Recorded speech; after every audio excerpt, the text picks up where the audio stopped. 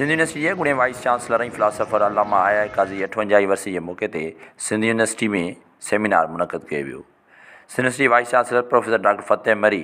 अल्लामा आया काज़ी जे chair director doctor Rashidullah Shah, Sindhi ॿोली जे बाइख़्तियार इदारे chairman doctor Sher Merani, doctor Kazi Khadim Nasir Mirza ऐं ॿियनि ख़िताब कंदे अल्लामा आया काज़ी जी शख़्सियत तोड़े संदसि इल्मी अदबी इंतिज़ामी ख़िदमतुनि ते रोशनी विझंदे चयो त अल्लामा आया काज़ी जो पूरो नालो इमदाद अली इमाम अली काज़ी हो, जेको सिंध जे नामवर फिलासफ़र स्कॉलर कानूनदान ऐं तालीमी माहिर तौरु सुञाता वञनि था। 1947 खां पोइ सिंध यूनिवर्सिटी खे ॼाम शुरे क़ाइमु करण बाद पहिरियां वाइस चांसलर अल्लामा आया काज़ी मुक़ररु थिया। यूनिवर्सिटी जे बुनियादनि खे मज़बूत करण में अहम किरदारु अदा कयो। संदसि दौर में सिंध यूनिवर्सिटी इल्मी तहक़ीक़ी ऐं सक़ाफ़ती लिहाज़ खां वॾी तरक़ी कई। सिंधी ॿोली अदब ऐं सक़ाफ़त जे वाधारे लाइ काज़ी साहब निमाया ख़िदमतूं सरअंजाम ॾिनियूं। तव्हांखे ख़बर आहे कि तमामु आलिम माण्हू ऐं उनजी शख़्सियत, हुनजो इल्मु, हुनजो फ़हम ऐं हुनजो कमु असां सभिनी खे सूबे में मुल्क में ऐं रीजन में यादि आहे। अल्लामा आया काज़ी साहब छोकिरी जेको नॉवल लिखियो, जेको ब्राउन गर्ल जी जेका सच ऑफ गॉड, उन वक़्त में उन नॉवल जो इम्पैक्ट सॼे मुल्क ते हो, छो त उन वक़्तु हिकिड़ो नैरेटिव हो, उन अॻ में हिकिड़ो नॉवल लिखियो वियो जंहिंमें brown white girl ji such of God ते उन खां पोइ ब्राउन गर्ल लिखी आहे, उनमें सॼी सिंधी हिस्ट्री लिखी आहे हिकिड़े तरीक़े सां फिक्शन जी सूरत में। उन खां सवाइ अल्लामा आया काज़ी जी जेका मेजर कंट्रीब्यूशन आहे, उनजे 85 खुतबात आहिनि सिंध यूनिवर्सिटी जे ओल्ड कैंपस जे हॉल में, उहे सभु तारीख़ जो हिसो आहिनि। उनजी तमामु घणी अहमियत आहे ऐं हिते जाम शोरे जे सरज़मी ते असीं वेठा आहियूं। हाणे सिटी ऑफ एजुकेशन आहे ऐं उनजी शुरूआति अल्लामा आया काज़ी साहब कई ऐं हिते अची सिंध यूनिवर्सिटी जो बुनियादु विधो ऐं सिंध यूनिवर्सिटी जेका उन वक़्तु एस्टेब्लिश थी 1947 में, पर हिते 51 खां पोइ आई। त हींअर तव्हां ॾिसंदो त हिते स्टूडेंट जो नौजवाननि जो तमामु घणी तइदाद आहे। 50-60 हज़ार खां वधीक ॿार आहिनि ऐं छोकिरा ऐं छोकिरियूं जेके पढ़नि थियूं। सो अल्लामा आया काज़ी साहब जी इहा हिकु मेजर कंट्री। काज़ी साहब जो जेको मिशन हो जेको तइलीम थिए ऐं तइलीम जो मयार तमामु सुठो हुजे, त इहे ॿई असांजा मक़सद आहिनि ऐं जंहिंमें एक्सेस जेको आहे उहो वधियो आहे ऐं उन वक़्त में तमामु थोरो परसेंटेज हो जो यूनिवर्सिटी में पहुचंदो। हिन वक़्तु सूबे जा जेके एलिजिबल कोहट आहे उनजो 10-12% यूनिवर्सिटी में छोकिरा छोकिरियूं पहुचनि था, उहो तइदाद 1-2% खां 10 टाइम्स वधियो आहे, 10-12 टाइम्स वधियो आहे। त इहो हिकिड़ो तमामु हुन में घणो इज़ाफ़ो थियो आहे। पर उन सां गॾो गॾु जेको मयार आहे इन्हनि जो ऐं उहो असांजो टारगेट आहे जंहिंमें स्टूडेंट क्लास में वञनि, टीचर्स हुजे, फैकल्टी उहा शइ डिलीवर करे सघनि। जीअं मॉडर्न दौर जा जेके चैलेंजिस आहिनि असां उनखे एड्रेस करे सघूं ऐं हिन वक़्त में टेक्नोलॉजी जो तमामु घणो इस्तेमालु आहे, वाक़ो आहे। उन टेक्नोलॉजी खे इस्तेमालु कंदे असां पंहिंजे एजुकेशन जे स्टूडेंट्स खे एतिरो बहितर करे सघूं था जो असांजा ॿार असांजा स्टूडेंट जे यूनिवर्सिटी में ग्रेजुएट कनि या जेका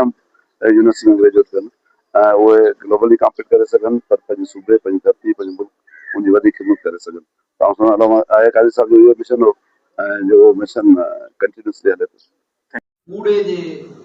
गुल मां खणंदी आहे, गोंच मां खणंदी आहे, या हुनजे संग मां खणंदी आहे, कॾहिं जुअर जे संग मां, कॾहिं कणक जे संग मां, ज़रो ज़रो मुख़्तलिफ़ इन्हनि गुलनि ऐं संगनि मां खणी करे गॾु करे माखी तयारु करे साम्हूं आणे थी। हाणे उन्हनि में उहे उन्हनि गुलनि जी ख़ुशबू कोन हूंदी आहे, उहा हुनजी हिकिड़ी अलॻि ई मुनफ़रिद ख़ुशबू ठहंदी आहे। त अल्लामा साहब जी जेका स्टडी आहे उहा असां सॼी जेकॾहिं साम्हूं रखंदासीं त ईअं लॻंदो त हिन अलाए केतिरनि आलमनि खे पढ़ियो आहे, उन्हनि आलमनि खे पढ़ी करे उन्हनि जो ॻर असांजे साम्हूं आणे ॾिनो आहे। असां अॼु एतिरो नथा पढ़ी सघूं। हक़ीक़त आहे त जेतिरो अल्लामा साहब हुन दौर में पढ़ियो असां अॼु एतिरो नथा पढ़ी सघूं, पर असां अल्लामा साहब खे त पढ़ी सघूं था। अल्लामा साहब उहो सॼो कुझु ॾिनो आहे जंहिंजी असांखे ज़रूरत आहे। मूंखे हिकिड़ो मज़मून थो यादि अचे, सिंधु, जंहिंमें सिंधु नदी सिंधियुनि सां मुखातिब आहे ऐं उहा चए थी त मूं वटि तव्हांजे लाइ तमामु घणो कुझु आहे, मूंसां प्यारु कयो, पंहिंजा फ़सुल तयारु कयो, बचायो, ऐं तव्हांखे एतिरो कुझु ॾेई सघां थी जेतिरे जी तव्हांखे ज़रूरत आहे, बल्कि उन खां केतिरो ई घणो ॾेई सघां थी, तव्हांजी ज़रूरतुनि खां वधीक तव्हांखे ॾेई सघां थी। सिंधु नदी सिंधियुनि खे थी चए। अल्लामा साहब जी स्टडी एतिरी आहे जेतिरी जी असांखे ज़रूरत आहे, बल्कि उन खां अञा घणी वधीक आहे। जेको अल्लामा साहब पढ़ियो आहे उनजे कार्लाइल खां वठी, शेक्सपियर खां वठी, गिफ्ट खां वठी ऐं वरी हिते हिन खिते जे माण्हुनि खे असां जेकॾहिं ॾिसूं त हिते जे खिते जा जेके माण्हू आहिनि उहे मुख़्तलिफ़ किताबनि जे बारे में हुननि जा रिव्यू, वेदनि ते ॾिसो त हुनजो केॾो ज़बरदस्त दलील आहे, बाइबल खे ॾिसो तूं कहिड़े तरीक़े सां ॾिसे थो, क़ुर पाक खे ॾिसो तूं कहिड़े तरीक़े सां उनजी स्टडी करे थो, रूमी खे ॾिसो थो, पोइटिक नसर हिन लिखियो आहे। बिल्कुलु इहा राय जॾहिं मूं पढ़ी जेका कार्लाइल जे लाइ कायल साहिब जी आहे, त मूंखे शेख अयाज़ जी राय जेका जमाल अबड़े जी खिलणी जे लाइ ॾिनी, जमाल अबड़े जी पीराणी जे लाइ जेका राय ॾिनी आहे, त हुन चयो, शेख अयाज़ चयो त मिले हा जेको गज़ल जो शहंशाह थियो ऐं उन हिकिड़े सांगी ख़ानदान जी ख़ातून सां हाजरा सां जॾहिं इश्क कयो त हुन पंहिंजो तख़ल्लुस, पंहिंजी ज़िंदगी जी सुञाणप मीर अब्दुल हुसैन सभु सिंध जी तारीख़ में अगरि सोनरी अर्पण सां लिखूं था त हीअ सांगी। सो तव्हांखे मुबारक हुजे त हीअ सांगीअ जो ऐं असांजे शाह लतीफ़ जे शेर सां त हणण हकलण ॿेली सारण मांझि ऐं मर्द ॿिजनि तान फ़र्क़ु रुक वेंदी राति में। ऐं गिल फिकटी अवार्ड्स साईं मोहन ख़ान सांगी साहिब जी गुज़ारिश कयूं था जेके असांजे इंग्लिश डिपार्टमेंट जा प्रोफेसर बि आहिनि, अचनि ऐं पंहिंजी तक़रीर अवां ताईं पहुचाइनि। अहिड़ी घणो हथु करे सोरीअ जे हवाले सां ऐं शाह लतीफ़ जे हवाले सां, अलामा आय काज़ी जे हवाले सां मैदान तव्हांजे हवाले आहे, जितां गुफ़्तगू कयो। बहते बुरो बंभोर आर्याणी उजारियो, लाथो सभु लोक तां हारे धणी होर, छोरियूं छुरण सिखियूं पुनूं कयाऊं पोर, आयो सो तो जे ॾुखियूं ॾिख विहारियूं। असांखे अहिड़नि अतोड़ माण्हुनि जी तमामु घणी ज़रूरत आहे जेकी अची पंहिंजो कमु करे था वञनि, पर उन खां पोइ असीं फ़क़ति उन्हनि जा ॾींहं मल्हाइण में ई किफ़ायत सम्झो था पंहिंजी। ईअं नाहे। साईं महमूद साहब जिन बि चयो त वरी जॾहिं 13 अप्रैल 2027 ते मिलंदासीं त कुझु प्रोग्रेस हूंदी, ऐं मोहम्मद अली साहब जिन बि ईअं चयो। असल में 13 अप्रैल 2026 खां जंप ॾेई 13 अप्रैल 2027 जी ॻाल्हि करणु असांजो मक़सदु कोन्हे। इन विच में जेको कुझु टाइम आहे, जेके 364 या 365 ॾींहं आहिनि, उन्हनि दौरान असीं छा था करियूं, असल में मिशन जेको अलामा काज़ी जो उहो इहो आहे। असांखे इन्हनि ॾींहंनि जो इंतज़ारु कोन्हे करिणो साईं जी बरसी कॾहिं हुई या साईं जी विलादत कॾहिं थी, पर साईं पंहिंजी ज़िंदगी गुज़ारे जेको असांजे हवाले मिशन कयो आहे उहो छा आहे, उनखे असीं केतिरे क़दुरु कहिड़ी आन करियूं पिया। असांजो असुल मक़सदु जेको लाइफ जो उहो हुअणु घुरिजे, ऐं स्पेशली सिंध यूनिवर्सिटी जे एम्प्लॉई तौरु असांखे जेको शयूं सोचणियूं आहिनि, असांखे जेके शयूं अमली तरह सां जिन ते कमु करिणो आहे, उहो इहो आहे। साईं न्याज़ पवार साहिब जिन बि जेका भेट कई पे गवर्नमेंट स्कूलनि जी या गवर्नमेंट टीचर्स जी या प्राइमरी स्कूल प्राइवेट स्कूलनि जी, उहा का एतिरी लातालुक शइ न हुई, इरेलेवेंट शइ न हुई। उहा बिल्कुलु रिलेवेंट शइ आहे त असीं वठूं त घणो कुझु था, असीं पंहिंजे हुकूक जी ॻाल्हि त सदाई करियूं था, पर असीं पंहिंजी ज़िम्मेवारियुनि जी ॻाल्हि केतिरी था करियूं, असां डिलीवर छा था करियूं। फहीम साहब ॿिन्ही ते ॻाल्हायो ऐं ॾाढो नाराज़गी मां ॻाल्हायुसि, दावा ॾेई करे ॻाल्हायुसि, ऐं इहो यकीननि असांजी ज़रूरत आहे असांजे नौजवाननि खे कुझु अहिड़े ई नमूने सां रिमाइंड करणु घुरिजे त असीं कंहिं दग ते अची सघूं था, जे न त असांजो मुस्तक़बिल को एॾो रोशन नज़र कोन थो अचे। असां जेका असांजी हले पई ट्रेंड, जेको असांजो हले पियो, उहो साई टू सेठ, उहो पुठियां ईंदड़ आहे, उहो माइनस में ईंदड़ आहे, उहो अॻियां ईंदड़ न आहे। सो उन शइ खे अॻियां खणण जी ज़रूरत आहे। शाह साहब, पोइ वरी अलामा आया काज़ी साहब जी जेका रिवायत खे असां ॾिसूं त उन्हनि कहिड़ियुनि शयुनि पुठिते पियल शयुनि खे बि अॻियां आंदो। अॻे बि 2-3 साल पहिरीं जॾहिं तकरीर थी हुई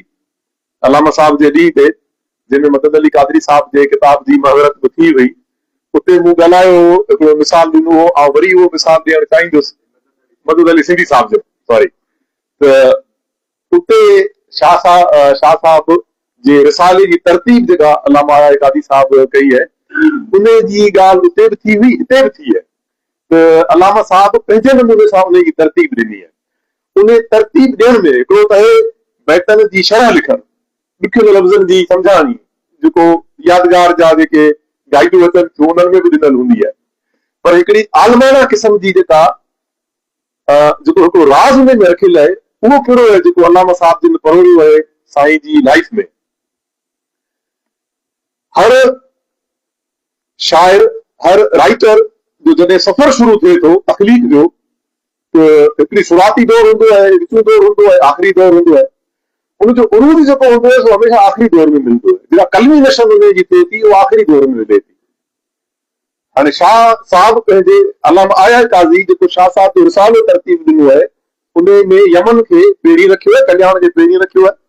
आख़िर मंझि सोनी खे रखियो आहे। इन सोनी खे आख़िर में रखण जो छा राज़ आहे? इन मां ई अलामा साहब जी जेका एप्रिसिएशन आहे उनजी ख़बर पए थी त शाह साहब खे केतिरे क़दुरु उन सुञातो थिए। असीं ॾिसो त सोनी जो जेको किरदारु आहे आम रवाजी हालतुनि में गैर इख़लाक़ी किरदारु आहे। त हिकिड़ी शादीशुदा औरत पंहिंजे मुड़ुस खे छॾे कंहिं ॿिए माण्हू सां राति जो मिलंदी थी रहे। शाह साहब अहिड़े कैरेक्टर खे ग्लोरीफाई कयो आहे। इहो हुनजो उरूज आहे। उरूज कहिड़ी माना में? उरूज कंहिं शाइर जो तॾहिं थींदो आहे जॾहिं उहो गैर रिवायती ॻाल्हियूं करे, जॾहिं उहो अनट्रेडिशनल क़िस्म जूं ॻाल्हियूं करे। हाणे इहा ट्रेडिशन आहे त हिकिड़ी माई खे जेको वर मिलियो आहे उहो उनजी रज़ामंदी सां मिलियो आहे या उनखे ज़बरदस्ती मिलियो आहे, पर उन सां निभाइणो आहे। असांजी रिवायत इहा रही आहे। पर ही उहो कैरेक्टर आहे सोनी जो जेको इन रिवायत खां कटवी करे जॾहिं ॻाल्हि करे थी पंहिंजे ॿिए वर जी, पंहिंजे ॿिए महबूब जी, शाह अलामा शाह साहब उनखे रखियो आख़िर, शाह साहब उनखे ॻायो, अलामा साहब उनखे आख़िर में रखियो। चई त इहा ई शाह साहब जी उरूज आहे जॾहिं उहो रवाजनि खां कटजी करे के अहिड़ी शइ खे ॻाल्हाए जेका रवाज पसंदी में न हुजे उहा शइ। हाणे ॿियो वरी हिकिड़ी ॻाल्हि निकिरे थी त आख़िर छो को अहिड़े कैरेक्टर खे ग्लोरीफाई करण जी ज़रूरत कहिड़ी हुई, अहिड़े कैरेक्टर जी तारीफ़ करण जी ज़रूरत कहिड़ी हुई? के माण्हू जवाबु ॾिनो त शाह साहब खयो त हिकिड़े गैर इख़लाक़ी कम खे आहे, पर पोइ ॾिसो त पुॼाए उनखे किथे थो, जिथे उन्हनि खे पुॼाए थो, लीला जो कैरेक्टर हुजे या सोनी जो कैरेक्टर हुजे। शाह साहब उन्हनि खे जॾहिं पंहिंजी इन सॼे हरकत मां गुज़ारे करे जॾहिं आख़िर में अची बीहारे थो, उते उन्हनि जी जेका तंत आहे सा अलाह सां मिलाए थो, उते उन्हनि जी जेका तलब आहे सा अलाह आहे, उते उन्हनि जी जेका मंज़िल आहे उहा फना फिना वारी करे थो छॾे। त हाणे इन्हनि शयुनि खां मां कढी करे इन्हनि गैर इख़लाक़ी जेके रवाज आहिनि उन्हनि मथां कढी करे जॾहिं उन्हनि जो अंत आणे थो त उते अंत जेको आहे सो फना फिना वारो आहे। इहा ई आहे शाह साहब जो कमाल। मारवी जे अहिड़ा हुआ जी बि तारीफ़ कई आहे। त हाणे असीं ॾिसूं त शाह साहब इएं पियो ॻाल्हाए, अलामा साहब उनखे एप्रिशिएट करे अॻियां आणे पियो। असांजो छा किरदारु आहे? असीं छा पिया करियूं? असीं पंहिंजे पाण खे किथे पिया ॾिसूं? आया असीं बि का अॻियां वधण जी कोशिशि करियूं पिया हिननि जी रोशनी में? हिननि जेके गाइड्स आहिनि असांजे लाइ, टार्च बेयर आहिनि असांजे लाइ, या असीं उते जो उते बीठा आहियूं? सारी टू से असां में उहो तहरुक जेको आहे सो नज़र कोन थो अचे जेको हिननि माण्हुनि जी मौजूदगी में, जेको असांजो पास्ट आहे, असीं फ़क़ति पास्ट खे ग्लोरीफाई करे ऐं पंहिंजो पाण खे उत्तम या आला चवण जी कोशिशि कंदा रहंदासीं। इहो केसि ताईं थींदो? इहो वरी तॾहिं थींदो जॾहिं ॾिसो शाह साहब खां पोइ अलामा साहब जो माण्हू आयो, पर अलामा साहब खां पोइ बि के माण्हुनि जी ज़रूरत आहे। असां वटि ज़रूरु आया आहिनि माण्हू, अहिड़ा कोर्स वारा आया आहिनि, मोलिम बि असां वटि आया आहिनि, रैपर आया आहिनि, सियासतदान बि असां वटि आया आहिनि जिन सेल्फ रेस थी करे माण्हुनि जी ख़िदमत कई आहे। पर जेकॾहिं आङुरियुनि ते ॾियण जहिड़ा आहिनि त उहे क़ौम जे भले जी एतिरी ॻाल्हि न थी सघंदी। क़ौम जे भले जी ॻाल्हि तॾहिं थी सघंदी जॾहिं असांजी मेजॉरिटी इन्हनि शयुनि में शामिल थींदी। आई होप त अहिड़े क़िस्म जूं महफ़िलूं थींदियूं रहंदियूं, पोइ थोरा ई माण्हू छो न हुजनि, पर इहो कंसर्न असां ज़रूरु शो कंदा रहंदासीं त असीं इन्हनि माण्हुनि खे पंहिंजो करियूं था, असां इन्हनि खे ओन करियूं था। पोइ जेके बि चंद साथी असां सां मिलंदा असीं उन्हनि खे अॻियां वठी हलंदासीं। इंशाअल्लाह असांजो क़ाफ़िलो वधंदो रहंदो। थैंक यू वेरी मच साईं। असांजे हिन महफ़िल में मोहतरम साईं डॉक्टर नूर मोहम्मद शाह साहब आयो आहे, हिनखे दिलि जे गहराइनि सां भलीकार। ऐं जेकॾहिं तव्हांजी दिलि चवे नूर साईं असांजे सिंधी शोबे जे सरबराह ॿ चारि लफ़्ज़ जेकॾहिं तव्हां आया आहियो ऐं तव्हांजी कुझु तयारी आहे त ज़रूरु असांजी दिलि चाहींदी त तव्हांखे ॿुधो अलामा आहे। थोरो घणो तकरीरूं जेके छपियूं या जेके डॉक्टर दलोत जेके इंग्लिश में बि लेक्चर अलॻि अलॻि छपराया उहे बि पढ़ियासीं, मुतासिर कयूं। ख़ासि तौर ते अलामा साहिब जी जेका इख़लाक़ियात हुई उन खां एज़ अ वाइस चांसलर उन जेको ख़ूबियूं उन शख़्सियत जूं उन किरदार जूं ऐं उन ॻाल्हियुनि जूं उहे पढ़ियूंसीं त उन खां मुतासिर थियासीं। ऐं तकरीरुनि ते अदब जे बारे में ॿियनि मौज़ूअनि ते जेके बि हुयूं उन्हनि खां घणो मुतासिर थियासीं। अलामा साहिब जी जेका शख़्सियत हुई या जंहिं दौर में आयो ऐं पोइ वरी हाणे थोरो घणो उनखे ॾिठो अथऊं त हू उन हिकिड़ी नुमाइंदगी कई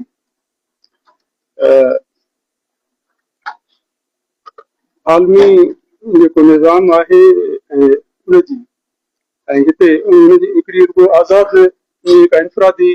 शख़्सियत न हुई, पर जॾहिं इन क़िस्म जी जेके बि शख़्सियतूं आहिनि त उन्हनि जी हर ॻाल्हि ॿोल, उन्हनि जी तकरीर तहरीर या जेको बि कमु आहे उहो सॼो हिकिड़े निज़ाम जे तहत आहे।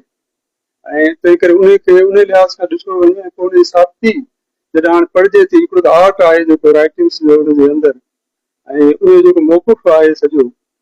सो उहो ई अचे थो जेको आलमगीर आहे। ऐं उहो उनजे तइलीम जे सभिनी लेक्चर्स मां सभिनी ॻाल्हियुनि मां मूं उनजो गौर सां मुतालियो कयो आहे। डॉक्टर जेको आहे असांजे साईं अली नवाज़ जतोई साहिब बि उनजी शख़्सियत जे बारे में जेको सॼो मौक़ुफ़ लिखियो आहे उन मंझां त यूरोप में जेका 16वीं सदी खां पोइ जेका रिनेसांस ऐं नई जागरताई जेका ॻाल्हि थी ऐं सुकरात खां अफलातून अरस्तू खां पोइ जेके बि मौक़ुफ़ आया अदब ऐं लिटरेचर जे अंदरि उहा ई ॻाल्हि आहे जेका असांजे सॼे अदब में लिटरेचर में उनखे मुख़्तलिफ़ गिलाफ़नि में पेश कयो, किथे मज़हब जे किथे फ़िरक़नि जे किथे नेशनलिज़म में त ॻाल्हि उहा ई पेश कई वई, उहो ई मौक़ुफ़ जेको आहे उनखे आंदो वियो आहे। ऐं ख़ासि तौर ते जेका एवोल्यूशन जी जेका थ्योरी हुई जंहिंखे हिकिड़ो त मार्क्स जी मटीरियल जेका फिलासफ़ी हुई उन तहत जदलियाती मादत उन मटीरियल खे हैसियत मिलसि। ॿियो वरी हीगल वारी जेका ख़्याल जी हुई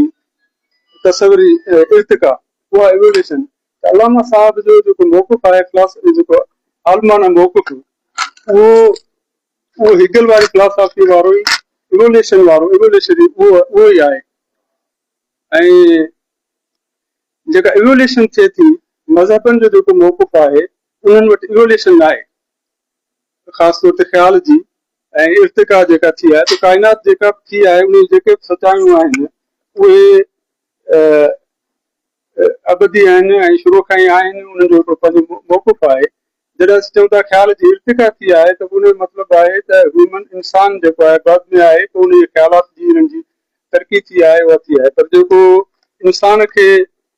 इल्मु ॿियो जेको मज़हबनि ॾांहुं जेको मौक़ुफ़ आहे त इंसान खे ख़ालिक जे तरफ़ां इल्मु अता कयो वियो आहे, पंहिंजी ज़ात जो थिए थो या जीअं असां वटि कलाम पाक आहे ऐं हिकिड़े पासे अलामा साहिब उन किताब खे चए थो मां ॿिन्ही हथनि सां मज़बूती सां झलियो आहे। शाह अब्दुल लतीफ़ भिटाई जो शाइरो बि रहियो आहे, पर ॿिए तरफ़ जेका इवोल्यूशन वारी हुनजी फिलासफ़ी आहे उहा उनजी नफ़ी थी करे। इवोल्यूशन जी जेका फिलासफ़ी आहे सा उहा नफ़ी थी करे, छाकाणि त इवोल्यूशन जेका आहे उन इल्म खे एक्सेप्ट ई कोन थी करे। उहो चए थी त इंसान जी अकुल जी ऐं जेको शऊर जी इर्तिका थी आहे ऐं इल्मु जेको आहे को पंहिंजे ख़ालिस या मुतलिक़ हैसियत में इंसान खे जेको मिलियो हुजे त उहो कोन्हे, त उनजे करे उहो मौक़ुफ़ हिकिड़ो अलॻि थी थो वञे। ऐं ॿिए पासे अलामा साहिब जी जेका थ्योरी सॼी ॻाल्हि ॿोल जेका आहे उन मंझि हिन जो कलाम पाक जो ऐं शाह जे रिसाले जो उहो आहे, पर अंदरूनी उन अंदरि जेका आर्ट जी जेका माना आहे एवोल्यूशन वारी जेका फिलासफ़ी करे पेश कई वई आहे उहा उन बिल्कुलु मुतज़ाद आहे। त इहो मरण खां पोइ बि उन्हनि जे नाले में किताब शायदि थियनि था। इहे साईं रात मूंखे चयो त फेमिनिज़म ते अलामा साहिब जो किताबु आहे उहे छपजनि था। इहा वारसी उन्हनि जे नाले में जेका बि ॻाल्हि हलंदी थी रहे तो घणनि ई अदीबनि जे उन वफ़ात खां पोइ बि मिर्ज़ा कलीम बेग जे नाले में 50 किताब छपजनि पिया। इहो सिलसिलो हले पियो त इहो सिलसिलो आहे। त उन करे असीं सम्झूं था त उन्हनि माण्हुनि खे उन्हनि जे अदब ऐं आर्ट खे सम्झी उन्हनि जेका थ्योरी ऐं कॉन्सेप्ट ॾिनो आहे उन खे ऐं पोइ उन जे बारे में नुक़्ते नज़र क़ाइमु करणु खपे त उहो छा आहे, त उन ॻाल्हि जी अहमियत आहे। ऐं ईअं असां वटि तमामु घणा मशहूरु थी विया अलामा, ख़ुदि अलामा जो जेको लक़ब आहे, मूं कल्ह उन डिक्शनरी मां ॾिठो त अलामा जी माना छा आहे। उर्दू डिक्शनरी में लिखियल हो त पहिरीं त मुज़कर मोनिस माना में त हिकिड़ी घणी ॼाण वारी औरत ऐं का मकार ऐं चालाक औरत, साॻी माना में मुज़कर लाइ बि आहे उहा माना, इहो माना त इहे लक़ब ॾिना विया उन्हनि खे। ऐं उन लिहाज़ खां त इहे शख़्सियतूं जेके आहिनि सो उन्हनि जी असलियत खे बि सम्झे ऐं रुॻो असीं अक़ीदत में जेको मशहूरु कयो वियो आहे त हीअ अलामा आहे या उन जो हीउ फ़लसफ़ो आहे, शाह जे रिसाले खे पोइ तरतीब ॾिनो या ॿिया जेके बि किताब आंदा अथनि त उन्हनि ते न सिर्फ़ु मां सम्झा सोचणु खपे ऐं उन्हनि जी जेको जाइज़ मक़ाम जेको मौक़ुफ़ सिधो सवाइ आहे त भली ठीकु आहे, ओके आहे, पर जेकॾहिं उनखे कंहिं ॿिए गिलाफ़ सां जे ज़रिए पेश कयो आहे ऐं कजे थो त इहा नाइंसाफ़ी आहे। उन शख़्सियत सां बि उनखे ख़बर न आहे त मुंहिंजे नाले में छा पियो छपिजे ऐं छा छपियो आहे। ऐं ॿियो असीं बि जेको सम्झण में त उन्हनि खे ग़लती कयूं था त उहे छा आहिनि। अलामा साहिब जी ज़ाती ऐं ख़ूबियूं, इहो हिकिड़ो आर्ट आहे त उन ज़ात जूं ख़ूबियूं हूंदियूं, असां हुन सां गॾु कोन रहिया आहियूं। तमामु हिकिड़ा शरीफ़, दयानतदार ऐं वक़्त जा पंक्चुअल ऐं हिकिड़े सुठे वाइस चांसलर, उसूलनि वारो वाइस चांसलर। जज जे लंडन मां आयो त जज मुक़ररु थियो, उहा अली नवाज़ सां मीर अली नवाज़ सां इख़्तिलाफ़ थियसि इन ॻाल्हि ते त मां उसूलनि ते कंहिं ॾोहारी खे छॾे सघां या न छॾे सघां, तंहिं करे उन तां इस्तीफ़ा ॾिनई। वकालत में बि न हली सघियो त मां जेको आहे सचे कूड़ खे गॾाए हलां, त उन वकालत खे बि छॾे ॾिनई। वाइस चांसलर पंक्चुअल हुओ ऐं चवंदो हो त जेको अमल आहे, कंहिं वाइस चांसलर जेकॾहिं पंहिंजी ज़िमेदारी पूरी नथो करे उन खां उहो स्वीपर सुठो आहे जेको उन जो कमु आहे उहो पंहिंजी ज़िमेदारी सां ऐं फ़र्ज़ शुनासी सां करे थो। त इहे तमामु उन जी ज़ात जा, शख़्सियत जा जेके उसूल हुआ, इहे इख़लाक़ियात हुई, किरदारु हो, उहो तमामु आला आहे। पर जेको फिलासॉफिकली हू पाण पंहिंजी ज़ात में छा हो उनजी असांखे ख़बर कान थी पए, एतिरी ख़बर न आहे, छो त असां न को उनखे रूबरू ॿुधो हो, न को ॿुधण सां बि को फ़र्क़ु पवंदो पए, छो त मौक़ुफ़ जेको इज्तिमाही निज़ाम जी जेके नुमाइंदगी कनि था उन्हनि खे उहे मौक़ुफ़ बि उहो ई पेश कनि था। त ॿुधण में, थोरो तहरीर में, तक़रीर में, उन नालनि में, किताबनि में को हुजणु को उन सां इहो ज़रूरी न आहे त उहो माण्हू उहो थी पियो आहे, उन ई ॻाल्हाए पियो आहे। सो अलामा काज़ी जे इन तरह सां भली तहक़ीक़ थियणु खपे इन ॻाल्हियुनि ते। हुन जेको चयो आहे उन जे अंदरि फिलासॉफिकल ऐं आर्ट खां अलॻि करे उन मक़सद खे ज़ाहिर कजे। मां सम्झां थो त असीं अलामा साहिब जे बारे में सही तइम करे सघंदासीं, उन शख़्सियत जे बारे में, उन इल्मी हैसियत जे बारे में। काई साहब खे एज़ाज़ आहे त 1968 में सभु कुझु काई साहब जे साम्हूं हो जॾहिं अलामा साहिब जिन खे आंदो पियो वियो इन सिंध यूनिवर्सिटी जे पासे। डॉक्टर काज़ी खादिम साईं मखमूद साहब, थोरो मखमूद साहब, तव्हां काका साहब या जेके अहिड़ा फंक्शन ऑर्गेनाइज़ करायो था, पहिरीं ऐं ॻाल्हि करण खां पहिरीं चवां थो हिकिड़ो हाज़िरी इनाम थोरो खणा कयो अचण वक़्तु, की ख़बर पए त कहिड़ा कहिड़ा माण्हू तव्हां वटि आया। एक्चुअली जलसो कोन्हे, जेको सिम्पोज़ियम आहे उहो रखो त ख़बर पए त हिते इस्लामाबाद कहिड़ा ऐं पोइ कहिड़ा आहिनि। जेसिताईं वाइस चांसलर वेठो, कहिड़ा माण्हू वेठा, उन उथण शर्त कहिड़ा हलिया विया, उन खां पोइ कहिड़ा हलिया विया, पोइ दीन सादो माण्हू आहे इनखे नथो हले। आउं त उते दीन आहियां, असली दीन वेठो आहे। ऐं मूं हिन दीन सां मूं मुंहिंजी हिन सां 40 सालनि जी मुंहिंजी हिन सां दोस्ती आहे, पर मूं अॼु हिनखे ॻाल्हाई हक़ीक़त में न। मां तव्हांखे जेका ॻाल्हि थो ॿुधायां छा तव्हां गौर सां ॿुधो। हिते हीअ ॻाल्हि थोरो हाणे तुंहिंजी तारीफ़ करियां कंदुसि। हिते चयूं त पोड़ा जेके चवंदा यूनिवर्सिटी में पकड़ो हिननि खे, हिननि खां वठो आङूठा जीअर आहिनि। हीअं हाणे असां खां वधीक आङूठो मोतबर पाण वेठा आहियूं न, इहो आङूठो बाबा पाण वेठा चवंदे आङूठो, उहे चवंदा आहिनि 4 हज़ार साॻी। मां त ख़ैर ॿिए कंहिं कम सां मूंखे वठी हलिया, पर साॻी साहिब पंहिंजी कुर्सी ते न वेठो। ॿाहिरि निकिरी चईसीं तव्हां हिन में मां कीअं हिन इज़त थी अॻिले माण्हू जी उहो माण्हू पंहिंजी इज़त थो ॾेखारे अंदर में इज़त केतिरी इज़त आहे हिते जीअं जल सुशरू जो पंहिंजो मूंखे पहिरीं ख़बर पई त वीसी साहिबु दिल्ली जेल वेंदो ऐं ॿी ॻाल्हि त मूंखे जेको ॿुधायो वियो त ही हुनते थिए पई कॉन्फ्रेंस थींदी वीडियो कॉन्फ्रेंस तंहिं करे कड़क कॉलर वारो पाया हुआसीं वीडियो ते चङा पर उहा कान थी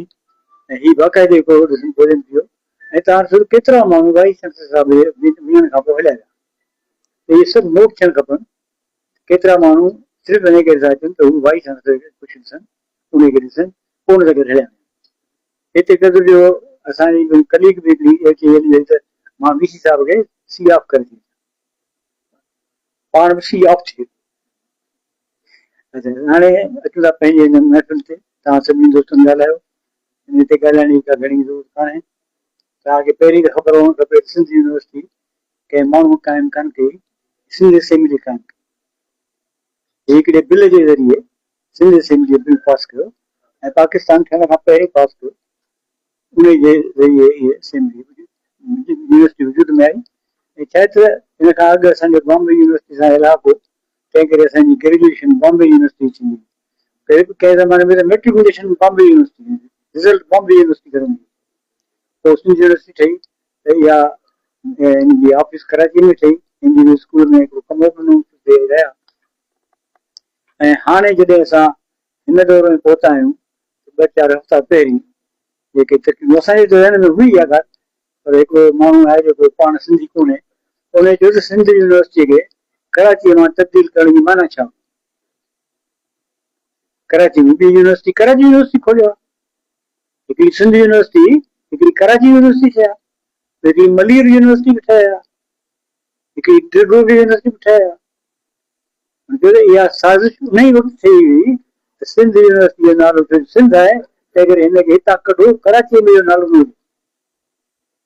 इन ते ABA हलीम सख़्तु एतिराज़ कयो जेको पहिरियों वाइस चांसलर उहो असली educationist pro wise chancellor Aligarh university जो उन चयो त भई सिंध यूनिवर्सिटी जॾहिं हिते आहे त भले ॿी यूनिवर्सिटी भले खोलियो जे करे सिंध यूनिवर्सिटी वॼा हैदराबाद में हैदराबाद यूनिवर्सिटी खुलिया लाड़काणे में लाड़काणे में सिंध यूनिवर्सिटी माना सम्झो त हिकिड़ी सॼे हिकिड़े मुल्क जी वॾी यूनिवर्सिटी उनखे उतां कढियो वियो हुन हुते अचण खां इनकार कयो हिते वाइस चांसलर अलामा साहिबु मुक़ररु थियो अलामा साहिबु कीअं थियो उनजा कंहिं माण्हुनि सां वास्ता हुआ एजुकेशन सां ख़ासि वास्तो कोन हो पर जीअं आलिम हो ऐं फ़लसफ़ी हो ऐं मज़हबी माण्हू नमाज़ पढ़ाईंदो मस्जिद में ख़ुतबा ॾींदो मस्जिद में ऐं आख़िर ताईं पंहिंजी तकरीर जो ख़ुतबा चवंदो एतिरे क़दुरु हिकिड़ो भेरो ओल्ड कैंपस में पाण जुमे जे ॾींहं ते लेक्चर ॾींदो शाम जो जीअं लेक्चर शुरू कयईं विच में बांग जो टाइम अची नमाज़ जो बांग जो आवाज़ु आयो मस्जिद उहा कान हुई जेका ओल्ड कैंपस में कब्ज़ो करे ठाही वई आहे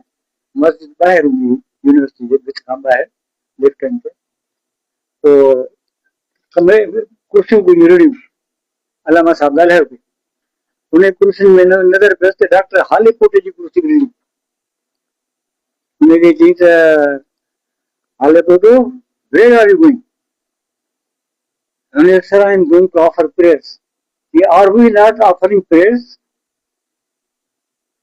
ये जेको मां तव्हां सां ॻाल्हायां पियो मां मज़हब जो दीन जो एजुकेशन जो अराज ॻाल्हियूं पियो कयां इहे प्रेयर्स न आहिनि ॾिसो केॾी लिबरल सोच आहे वॾी लिबरल सोच छोजे तइलीम ऐं मज़हब हमेशह मज़हबी इदारनि सां गॾु रही आहे तइलीम चर्च में बि एजुकेशन गॾु रही आहे चर्च में जेको हिकिड़ो हिसो हूंदो हो स्टूडियास हिकिड़ो हूंदो स्टेडियम रांदियुनि जो हिसो हूंदो स्टूडियास पढ़ण जो हिसो हूंदो ॿी सर्विस जेका कंदा आहिनि इहो चर्च जो हिसो हूंदो तीअं असां वटि बि मदरसे सां गॾु मस्जिद हूंदी हुन सां गॾु मदरसो हूंदो मज़हब ऐं तइलीम गॾु हलंदी पोइ फ्रांस जे ख़ासि करे ज़िक्र ईंदो आहे किताबनि में उन्हनि जे पादरियुनि चयो जेके पढ़ाईंदा हुआ कि भई असांखे ही पादरी कनि था कनि साइंस जी ॻाल्हि ते कावड़जी था कनि साइंस जी ॻाल्हि करो त तव्हां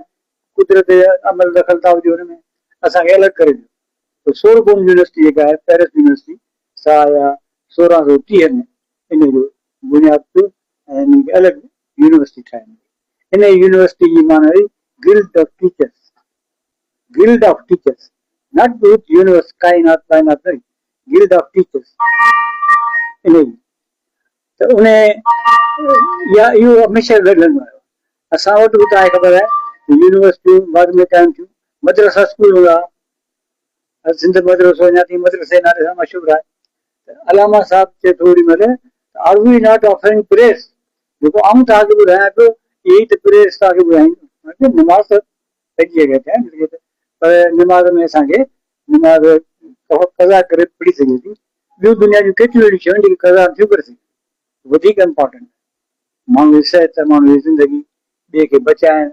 जेकॾहिं उहो त विच में अचे त नमाज़ भले न पढ़ो ऐं अहिड़े क़िस्म जा क्रिश्चन्स में बि बल्कि पंहिंजो किताब दी अदर वाइज़ मैन हिकिड़ो किताब अथव सांगी साहिब तव्हां पढ़िजो the other wise man because there were four wise persons who were expecting someone to come down from the skies to Hazrat Isa ईंदो त हुननि चयो त न there was a fifth one उहो किताब तव्हां ज़रूरु पढ़ो त उहो फिफ्थ मैन उहो आहे जेको हज़रत ईसा सां मिली नथो सघे जेॾहिं मिलणु वञे थो त वाट ते का न का मुसीबत कंहिं ॿिए माण्हू सां प्रॉब्लम अचे थो उनखे बचाइण जी कोशिशि करे थो ऐं आख़िर में जॾहिं हज़रत ईसा साहिबु वञी चुको आहे शरीर ते किरी चुको आहे हू त उते पहुची थो वञे ऐं चए थो मूंखे सच ॿुधाए ऐं तोसां मिली सघुसि या न माना मूं तोसां मिलणु चाहियो हुते ऐं तोसां मिली सघुसि या न तुंहिंजे वाट ते मूं एतिरियूं ख़िदमतूं कयूं त माना आउं तोसां मिलियुसि तुंहिंजे करे कयूं त इहो आहे त पंहिंजो तइलीम जो असांजो माहौल अलामा साहिब जे बारे में ॻाल्हायो नूरमन शाह साहिबु उहा ॻाल्हि हुन तमामु वैलिड ॻाल्हि कई हर को हुजे से इहो अलामा साहिब जो कमाल हो इहो उन अलामा साहिब ठीकु आहे इंसानु दुनिया में अचे थो थोरो थिए चङा कम करे थो यादि रहनि था जेके चङा कम नथो करे उहे यादि न बि रहनि था जे रहनि था त उनजो असरु ख़राबु थो रहे पर उन माण्हू जो जेको तव्हां असली ज़ाहिर त करियो न उहे लिकर तव्हांखे ख़बर हो कबीर अलामा साहिब जो किताबु छपियो 2000 कापियूं उन्हनि मां छपराए खणी आया तव्हां जेके यादि हूंदो मोहम्मद अहमद मेमन साहिब हिकिड़ो किताब बि आउट न कयो मोहम्मद अहमद वेले अलामा साहिब वेले जो किताबु ऐं जेको किताबु आहे मदद सिंधीअ वारो उन मुंहिंजो जेको क्वेश्चन आहे जेको मूं हुनखे इंफॉर्मेशन ॾिनी आहे जेका मूंखे ज़ाती तरह मिली ॿिनि ख़ासि माण्हुनि खां अब्दुल गफ़ार सिद्दीक़ी खां ऐं मीर मोहम्मद निज़ामानी खां अलामा साहिब हिननि खे हिकिड़े ई ते मौक़े ते घुराए पाण वटि 2 पेटियूं ॾिनियूं ही पेटियूं जेके आहिनि से फलाणे माण्हू खे ॾिजो उन खां पोइ अलामा साहिब गुज़ारे वियो हुननि चयो हाणे पेटियूं कंहिंखे ॾियूं बोर्ड में फलाणो माण्हू अचे न असां त हुनखे हिकिड़े खे ॾींदासीं त पाण में चयूं त जेकॾहिं उनखे था ॾियूं त पोइ त मुगे गुम थी वञूं छो जो उहो त कंहिं माण्हू सां मिलंदो ई कोन्हे हू त वॾो वकील आहे वॾो फिलासफर आहे वॾो सभु कुझु आहे त ईअं अलामा साहिब जो केतिरो अहिड़ो मवाद जेको हिते आहे त हुन मान्या ॿी बि तौर पिया शाह साहिब ते जेको हुन लिखियो उन वक़्त में हिकिड़ो फैशन हो रवा जो उन दौर जो जेको माण्हू सिंधी सिखणु चाहींदो सिंध खे सिखणु चाहींदो त मॉडल रोल मॉडल हो शाह साहिब फॉरेनर्स बि अची शाह साहिब खे पढ़िया उन्हनि PhD बि कई शाह साहिब जे पहलुनि ते असांजे माण्हुनि पढ़िया हर कंहिं पंहिंजे पंहिंजे नज़रिए खां पेश कयो हुनखे जीअं सांगी साहिब जेका ॻाल्हि करे हो त उहा ॻाल्हि सांगी साहिब जी ॻाल्हि सही आहे तव्हां इहो नतीजो कढियो आहे उन मां पर इहो नतीजो कढण लाइ असांखे पाण खे इन्हनि सभिनी दुनिया जी शयुनि खां एतिरो मथे करे एॾो प्यूरिफाए करे एॾो असांखे क्लियर करे क्रिस्टल थी पेश थियणो आहे उहो सिंधू थी सघंदासीं त मूं बंदराणी जो जेको गुस्सो आहे तंहिंमें ॿी ॻाल्हियूं आहिनि हर का पसे हो त के माना चवण हलो हलूं काकतड़े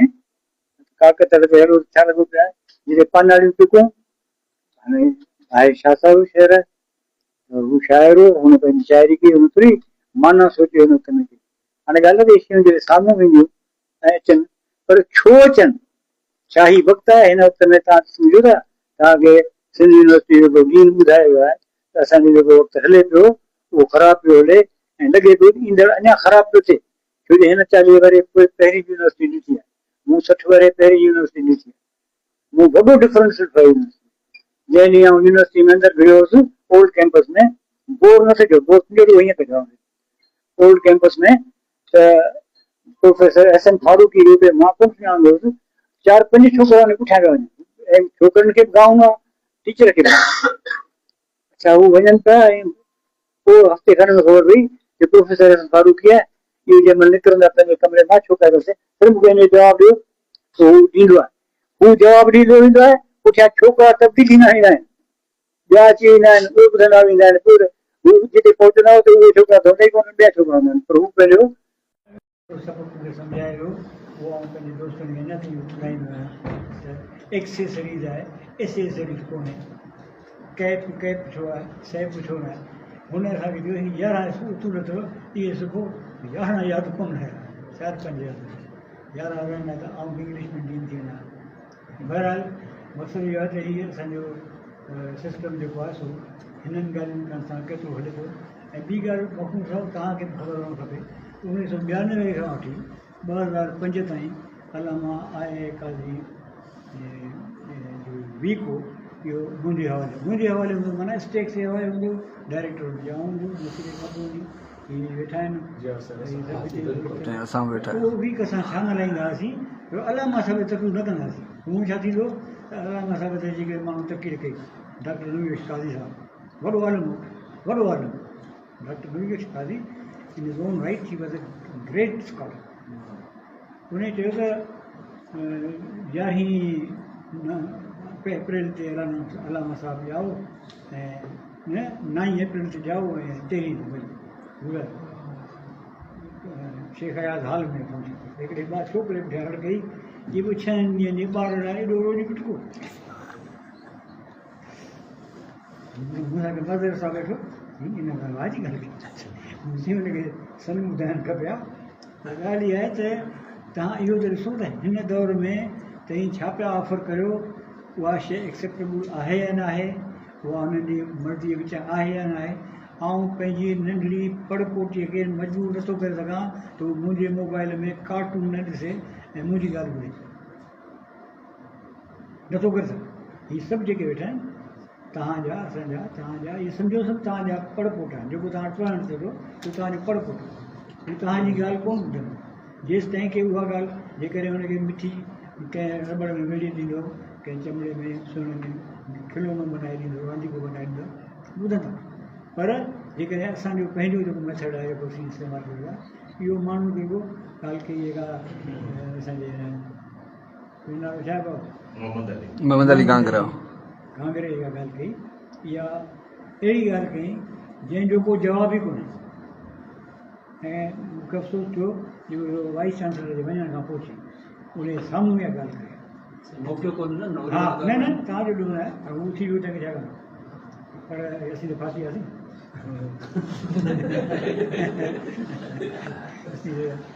आख़िर ताईं फासी विया, उनखे ऐं फासी बि न करे वियासीं, इहो नसीब मिर्ज़ा जेको आहे तमामु तकड़ि कमु, मां वेठो हुजां कॾहिं कोन वञा, पर तव्हां खामखां मूंखे हुनजे सरदार थियो हिन ॾिठो त ॿियो सीनियर इहो आहे, इहा आहे की कॉमन सेंस जी ॻाल्हि त ॿियो सीनियर इहो आहे, कॉमन सेंस खां कमु न वठे आहे त ॿिए कंहिंखे वधीक सांगी साहिब खे ॾेई छॾिया, वधीक वज़न में सांगी मुंहिंजे में थिए ई कोन, बहरहाल अञा फासण खां पोइ पतकनि कोन्हे, जेको ॾेखार जे लाइ असीं कयूं उहो सही नथो करे। असांजे हिन इंट्रस्ट शइ में केतिरा माण्हू इंट्रस्टेड आहिनि, असां वेठलनि में केतिरा इंट्रस्टेड आहिनि, वेठल वारा इन करे सभु अदबी संगत जा माण्हू था, हीअ सभु जेके वेठा आहिनि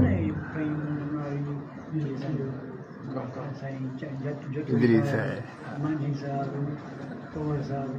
साहिब खे परवाह हूंदी कान्हे चई ॻाल्हायो न ॻाल्हायो, पंहिंजे मोबाइल में कचहरी में तमामु न छॾियो, हर कंहिंखे इज़त इजाज़त आहे पंहिंजो कमु करे, जंहिंखे ॿुधणो आहे उहो ॿुधे। हाणे मां हिते तव्हांजे ॻाल्हायो पिए त त मूं नोट्स वरिता पे हिकिड़ी ॻाल्हि जेका बार बार कई वई त एजुकेशन जो डिपार्टमेंट एजुकेशन ऐं सिंधी डिपार्टमेंट आलामा साहिबु सिंधी यूनिवर्सिटी में अचण खां पोइ एजुकेशन ऐं सिंधी डिपार्टमेंट ठाहियो ॿिन्ही जो हेड डॉक्टर पड़ोस ॿियो 20-30 साल कंहिं ख़बर ई कान पहिरियों हेड केरु पोइ असां जॾहिं इन थियासीं ॻाल्हाइण जे जहिड़ा थियासीं त असां खोटे कढियो ऐं पंहिंजे नोटिस बोर्ड ते लॻायो डॉक्टर पड़ोस हेड ऐं ॿी ॻाल्हि इहो असां डिपार्टमेंट ऑफ कंपेरेटिव रिलीजन ते चयो था तव्हांखे ख़बर ई कान्हे त इन डिपार्टमेंट काइम थियण सां केॾो वॾो फसाद थियण वारो हो कंपेरेटिव रिलीजन छा मतिलबु तव्हां इस्लाम खे कीअं कंपेयर कंदो कंहिंसां हीउ सुवालु कंदो अलामा साहिबु चयो आहे इस्लाम खे कंपेयर कंदासीं तॾहिं त ख़बर पवंदी इस्लाम केतिरो वॾो आहे जेकॾहिं कंपेयर न कंदासीं त माना असां इस्लाम में जान ई कान्हे कंपेरेटिव रिलीजन्स पढ़ाईंदासीं त इहा ख़बर पए त इस्लाम केतिरो असीं मज़हब आहे हक़ीक़ी मज़हब आहे पोइ असांजी जान छुटी ऐं अलामा साहिब जूं जेके ॿियूं ॻाल्हियूं तव्हां चओ था उहे तमामु इम्पॉर्टेंट आहिनि उहे जेके ॻाल्हियूं कंदो सिंपल माण्हू हूंदो एॾो सिंपल हूंदो जो हिकिड़े भेरे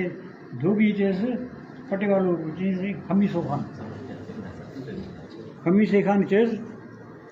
साईं कालर कहिड़ो पातो अथव तव्हांखे ख़बर आहे अलामा साहिबु उहो कालर पाईंदो उन 16वीं सदी वारो हीअं उहो कालर अलॻि हूंदो कमीज़ खां कढिबो त कमीज़ थी वेंदी त कालर हिते गुंज आयो पिया वाइस चांसलर खे बि चए पटे वारो हू रहे पियो विक्टोरिया मां चई तूं छा कंदी जीअं आउं धोबी आहियां चई पोइ